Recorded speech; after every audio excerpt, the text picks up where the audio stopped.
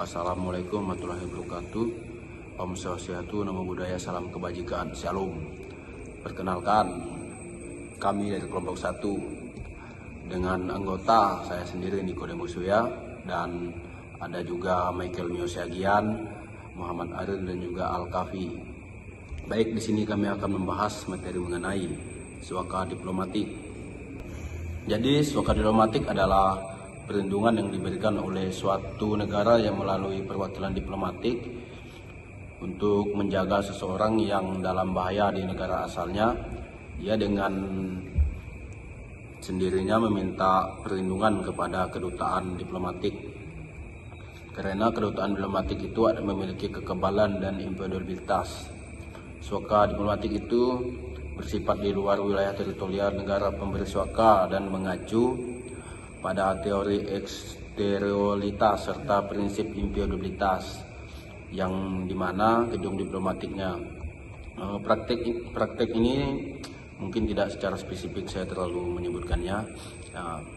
Jadi karakteristik dari suaka diplomatik ini sendiri adalah dilaksanakan di gedung perwakilan diplomatik negara asing yang dianggap kebal dari yurisdiksi negara penerima dan diberikan kepada individu yang menghadapi ancaman. Suaka diplomatik ini juga bersifat sementara dan bergantung pada kerjasama serta persetujuan negara penerima, dan juga ia juga melibatkan dilema antara penghormatan kedutaan negara penerima dan prinsip kemanusiaan. Penggunaan dan dari suaka diplomatik ini dapat memunculkan ketegangan diplomatik karena dapat dianggap mengurangi kedaulatan negara penerima. Tujuan daripada suaka diplomatik adalah untuk memberikan perlindungan kepada individu yang terancam keselamatannya atau mengalami persekusi di negara asalnya. Yang kedua, untuk memastikan keselamatan orang yang memohon perlindungan dengan memanfaatkan kekebalan diplomatik di gedung kedutaannya. Dan yang ketiga, membantu memenuhi prinsip dasar hak asasi manusia dan nilai kemanusiaan. Dan yang keempat, menghindarkan konflik bilateral atau konfrontasi diplomatik atas dasar perlindungan kemanusiaan.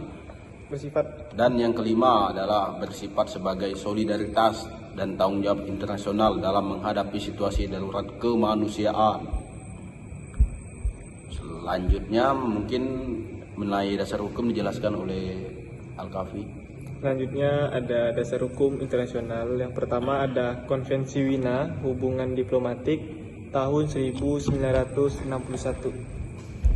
Ini tidak secara eksplisit mengatur suaka diplomatik, tetapi memberikan imunitas dan inviolability atau tidak dapat diganggu-gugat. Lalu hal ini membuat kedutaan tidak dapat dimasuki oleh negara penerima. Selanjutnya ada Konvensi Caracas tentang diplomatik tahun 1954. Ini berlaku khusus untuk di negara Amerika Latin, menyatakan bahwa negara dapat memberikan suaka diplomatik kepada orang yang terancam jiwanya demi kepentingan atau karena alasan politik. Contoh negaranya itu ada Meksiko, Kolombia, dan negara Amerika Latin lainnya. Lalu selanjutnya ada kasus jurisprudensi penting, yaitu kasus Asilum Kolombia versus Peru pada tahun 1950. Mahkamah Internasional atau ICJ menegaskan bahwa tidak ada hak umum dalam hukum internasional yang mengharuskan negara lain untuk menerima atau mengakui pemberi suaka diplomatik.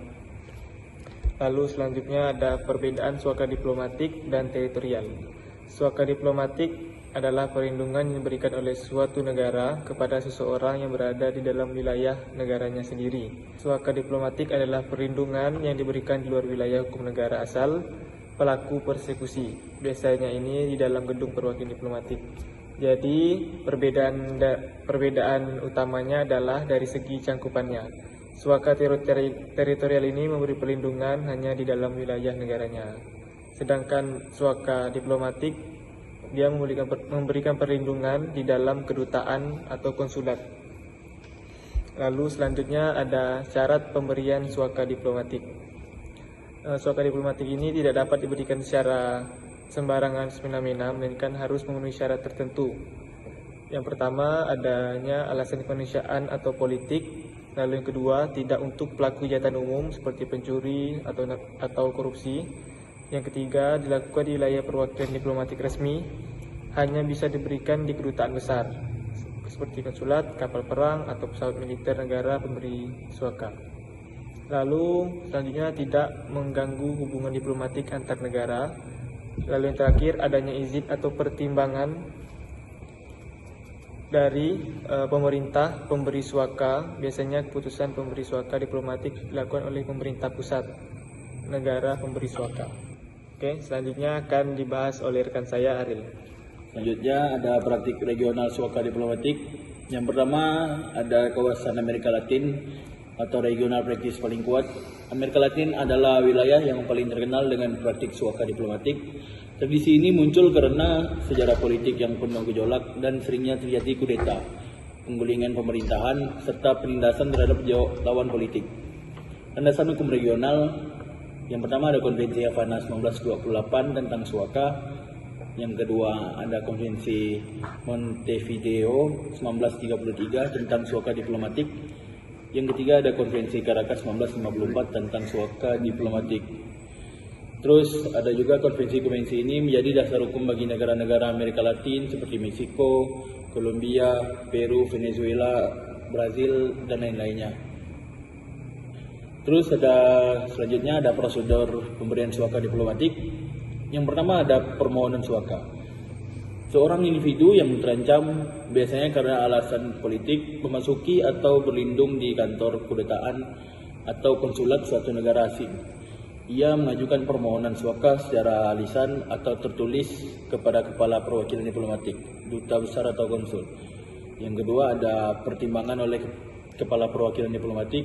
Duta besar atau kepala perwakilan menilai situasi permohon, terutama apakah ada ancaman nyata terhadap keselamatan jiwa atau kebebasan pemohon. Terus ancaman tersebut bersifat politik, hukum kriminal umum. Tindakan pemberian suaka tidak akan menimbulkan konflik diplomatik serius dengan negara tuan rumah.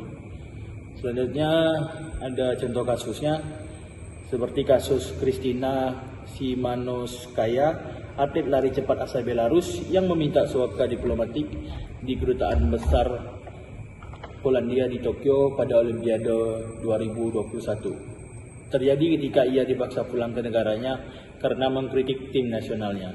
Ia menolak naik pesawat karena takut akan keselamatannya dan akhirnya diberikan visa kemanusiaan oleh Polandia untuk melanjutkan karirnya secara aman. Selanjutnya akan dibaca oleh rekan saya Michael Mio. Kesimpulan, suaka diplomatik adalah perlindungan yang diberikan oleh suatu negara di wilayah kedutaannya kepada orang asing yang terancam karena alasan politik. Tujuannya untuk menjaga keselamatan dan menegakkan prinsip kemanusiaan. Namun suaka ini tidak diakui secara universal.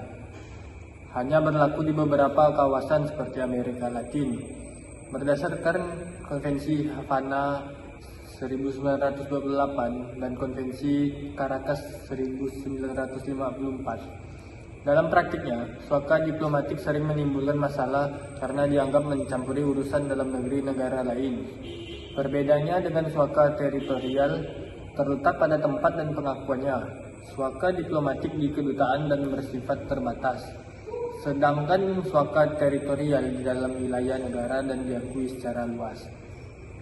Indonesia sendiri tidak mengakui praktik suaka diplomatik, tetapi tetap menjunjung tinggi nilai kemanusiaan dan hak asasi manusia dengan memberikan perlindungan kepada pengungsi melalui kerjasama dengan UNHCR.